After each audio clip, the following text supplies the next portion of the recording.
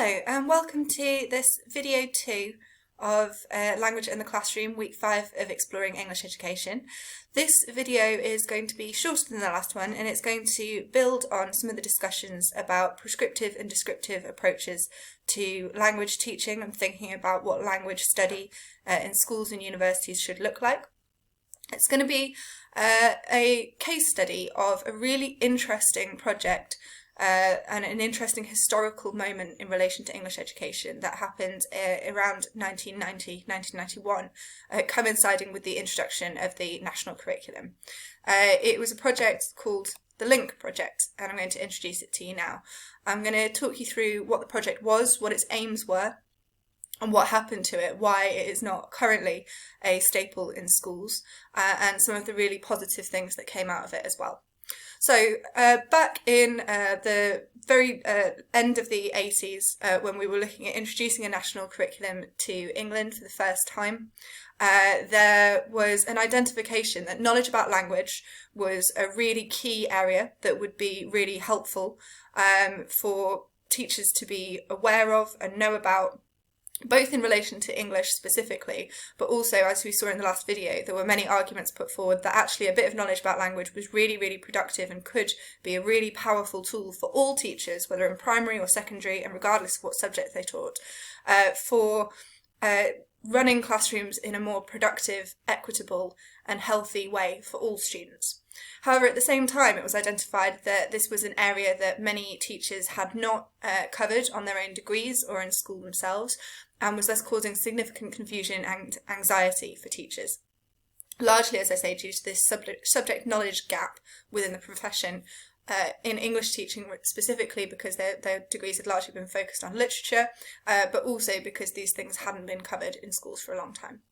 So the government funded a very large project called LINC, Language in the National Curriculum, which was designed to offer training and fit-for-purpose accessible readings and resources and relevant research for teachers, both audio and visual materials, both for them to train themselves and to actually use in the classroom.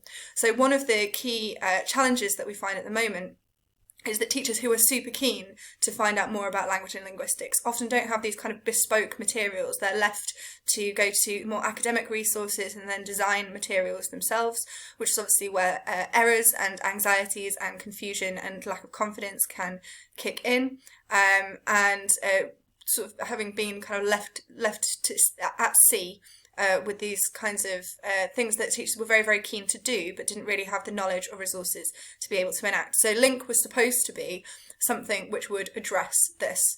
And Ron Carter, who is a very famous and important figure within English education in relation to both language and literature, actually, was a professor at University of Nottingham, said that this is what the materials were supposed to do. They were supposed to boost teachers' confidence and provide them with a theoretical basis on which they may construct their classroom practice. So this is talking both about passing on knowledge about language to students themselves, but also using knowledge about language to inform the way in which they were setting up classes and talking with students and interacting in the classroom and school more broadly. It was based on the Kingman and the Cox reports and some of the ideas that were put forward in there about really positive descriptive approaches to language and its potential power. And in particular, the LINC group cited the following view of language expressed in the Cox report. So this is sort of their touchstone of what they drew on, what they wanted the project to achieve. And this is what it said. It said, language is a system of sounds, meanings and structures with which we make sense of the world around us. It functions as a tool of thought, as a means of social organisation, as the repository and means of transmission of knowledge, as the raw material of literature, and as the creator and sustainer or destroyer of human relationships. It changes inevitably over time, and as change is not uniform from place to place. Because language is a fundamental part of being human, it is an important aspect of a person's sense of self, because it is a fundamental feature of any community and an important aspect of a person's sense of social identity. So you can see here that this is a very clear alignment with a descriptive approach to language, which I said to you in the last video is very much the approach which is adopted in all university language and linguistics programs as the most sort of accurate reflection of what language is and how it works.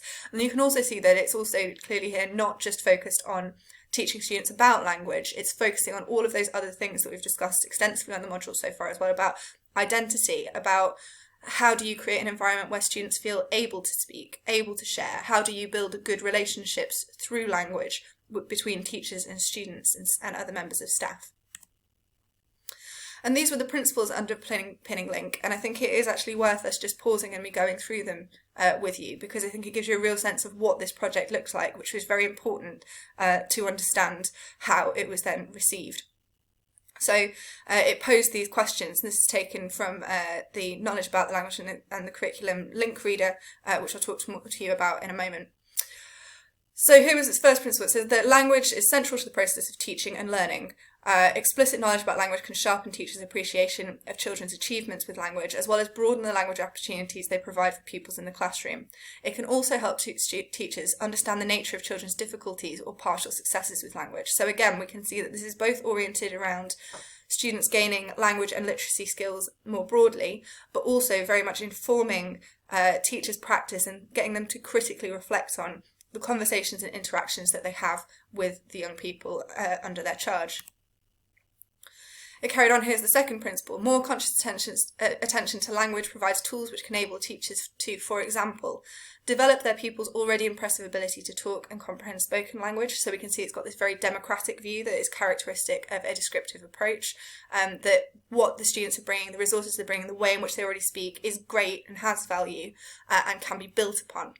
To help pupils read more confidently and become autonomous readers. So again, seeing this symbiosis between language and literature. This was called language in the national curriculum, but was supposed to be as beneficial to thinking about literature teaching as it was about language. And if you remember last week, when I showed you all of that research around the absolutely profound impact that encouraging young people to read for enjoyment can have, you can see why this is a really valuable thing. To understand how to intervene constructively at various stages in their pupils' writing. To help pupils develop further insights into how they use language, so getting students to reflect themselves on how they use language in different contexts, thinking about those things I was talking about in the last video, about the importance of being able to shift between different registers and knowing what is appropriate to say and what kind of language to use, whether in a spoken or written context, in different scenarios. And to better understand what to make explicit and what to leave implicit in people's own knowledge about language. So thinking about what actually has value for young people to learn about explicitly and what kind of things should be just floating around in a teacher's head for them to think about, but is not necessarily of particular value at that stage in a student's educational career to share with them. Number 3, that knowledge about language helps teachers to distinguish between casual reactions to ways of speaking, so things like accent and dialect, and more informed professional judgments. Number 4, in discussing language, that there are certain dangers in undue abstraction and in the perception of an associated meta-language as threatening or inhibiting. Now, what that basically means is that there is a value, and a value was recognised in this project, in teaching students and young people linguistic terminology, but not just for its own sake, in a way that was going to be applied and that was going to be useful. That teaching a student what a verb phrase is not helpful unless they understand why different verb choices and different verb phrases can create different effects and have different styles. So LINC believes that the shared frames of reference are more important than terminologies per se, but that some selected meta-language can enable us to talk more precisely and economically. So hopefully you can see that the idea of this project was going to be that it was really empowering teachers to make their own choices about what was appropriate and what was not appropriate for their particular cohort of students in their particular school context. It wasn't supposed to be something which was just dictating to teachers, here's some stuff that we've identified is good for you to teach, please go away and teach it. It was very much about empowering teachers to make informed and critically reflective decisions about their own classroom practice. And last but not least, number 5, knowledge about language assists teachers to present achievements in language in a positive light to parents and governors, and can enable them to be better equipped to discuss questions such as standard English, grammar, and policies concerning marking. So rather than try and create an entire sea change in the entire public about attitudes, for example, around prescriptivism and the idea that standard English is correct, and the proper way of speaking and writing, that this was supposed to be something that would empower teachers to go and have those conversations with the relevant people who were involved, with those other stakeholders in children's education, and therefore that would be more likely to create an actual sea change in people's perceptions about standard English and language use. And last but not least, and I've highlighted this one because I think it's specifically very, very important, that the school is a fundamentally social language-using community, and deepening insights into the social functions of language and into the relationships between language and society can unlock for teachers important insights into the relationship between language and teaching. And there we can really see the project's aspirations to go beyond just thinking about teaching in English specifically, to thinking about the relationship between knowledge about language and how empowering that can be, and thinking about social structures more broadly. And here is just an example. I do actually have a copy of the LINC materials. I did my my PhD doctorate at the University of Nottingham, and I have a very precious upstairs copy of the LINC materials, and you'll see why I call them precious in a moment. But if anyone's interested in having a look at more of them, I'd be very happy to share them with you. And here you can see, I won't pause and read you through it, but here is just an example of one of the units that was designed on accent, dialect and standard English. And if you read through that, you can see that it is laced throughout with this very descriptive, empowered, democratic approach to thinking about language teaching and language use. However, after all of these materials had been designed, they had been funded by the Department for Education. Huge infrastructures had been set up in local hubs around the country to send teachers to be trained, who were then going to go back to their schools and pass on these materials and pass on this training. But just before it was released, the Department for Education, it was then called the Department for Education and Science, who'd funded the project, reviewed the materials and didn't like them at all, withdrew their support and effectively banned the release of the materials. So they went further even than saying, we're going to stop funding the project. They said, you need to get rid of these and they should never go into schools.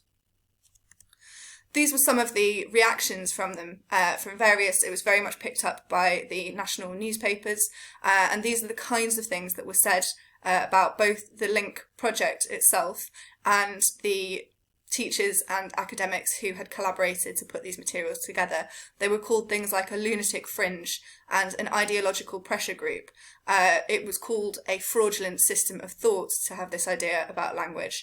And there was a suggestion that people would be harmed if they were exposed to materials. Again, we've seen all the way through this module how political an issue education is and how often that can get in the way of really, really good projects and practices and ideas when it's picked up and politicised in this particular manner.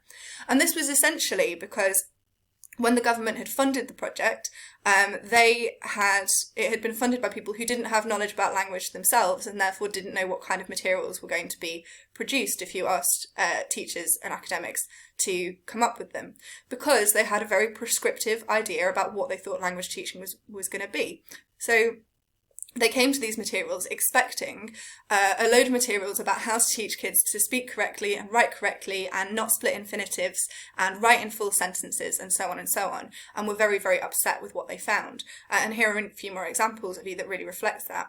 And again, these come from a really good place, this idea that each side very often thinks that they are right, that they need to be as forceful as they are because the other side are well-intentioned but harming children, is something which proliferates through almost every iteration of debates that we have in relation to education. So this was daily, I think this was in the Daily Telegraph. So properly spoken and written language is the lifeline which any conscientious schooling system can offer to every child from whatever background. It is the only path to real social equality. To teach people how to speak and write their language properly and well is to give them a ticket to freedom. Being tolerant of their differences is another way of writing them off. So again, not only not agreeing with a descriptive approach or way of thinking about language, but thinking that the two are mutually exclusive, that by not demeaning or being unpleasant about or calling other dialects or other registers, other ways of speaking incorrect, that somehow would stop children from mastering standard English. So very much set up as though these things are polar opposites. And I particularly like this one, and I will leave you, especially those of you who are taking language and gender, to take your views about some of the sexism embedded in this, but and also some of the very, very dismissive and unpleasant characterisation of teachers.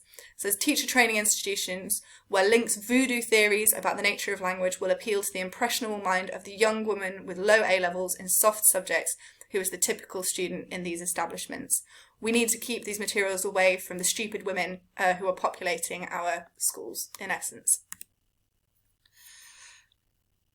So this is viewed in some senses in English education research circles as a really kind of tragic moment for the progression of the subjects, and something which really set back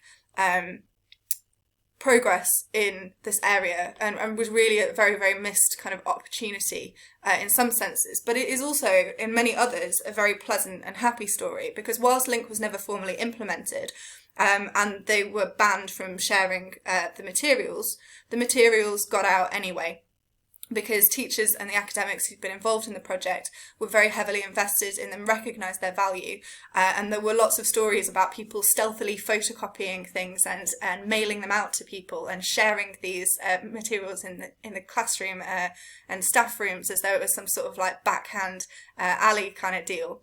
So the materials spread rapidly throughout the profession through informal dissemination anyway. Teachers shared the materials with each other, and the interest in English language didn't die with the project. In fact, it was quite the contrary. And very interestingly, this was around the time that English language as an A-level came into being, and the numbers shot up in close correlation. It's obviously very difficult to prove that this was a causative factor, but when you look at the timings, it's difficult to argue otherwise.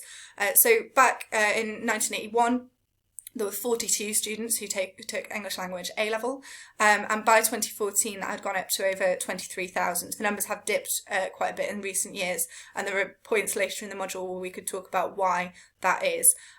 But there is a suggestion that LINC coincided, and perhaps was the key driver behind, a hardcore group of enthusiastic teachers who were really committed to developing and teaching English language as an A-level, and that those of you who have been offered English language A-level in your colleges and your schools today probably wouldn't have been but for the LINC project, even though it was never implemented.